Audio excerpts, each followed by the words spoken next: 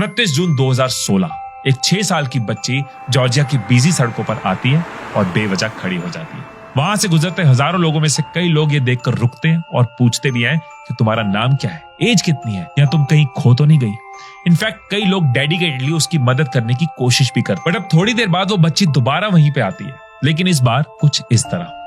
And as expected कई देर खड़े रहने के बाद भी एक इंसान भी उसे रुककर पूछता नहीं है। लेकिन ये अभी सिर्फ शुरुआत थी, क्योंकि यूनिसेफ की टीम जो ये सोशल एक्सपेरिमेंट कंडक्ट कर रही थी, उसने जब ये सेम एक्सपेरिमेंट रेस्टोरेंट में रिपीट किया तो उनको इस एक्सपेरिमेंट को बीच में ही बंद करना पड़ा। अनानो यानी कि एक चाइल्ड एक्टर पहले तो अच्छे कपड़ों में वहां जाती है और रैंडम लोगों के टेबल पर बैठ जाती है। बेशक लोग उससे बात करते हैं, सवाल पूछते हैं, यहाँ तक कि खाने को भी पूछते हैं। पर अब जब गेटअप बदला जाता है तब लोगों के रिएक्शन कुछ ऐसे होते हैं। कोई उसे देख के नजरें घुमा रहा है, कोई अपना बैग हटा रहा है, कोई उसे अपने पास से भगा रहा है। इवन एक ने तो वेटर को कहकर उसे बाहर निकालने के लिए बोल दिया। वो बच्ची उन लोगों के बिहेवियर से इतना हर्ट होती है कि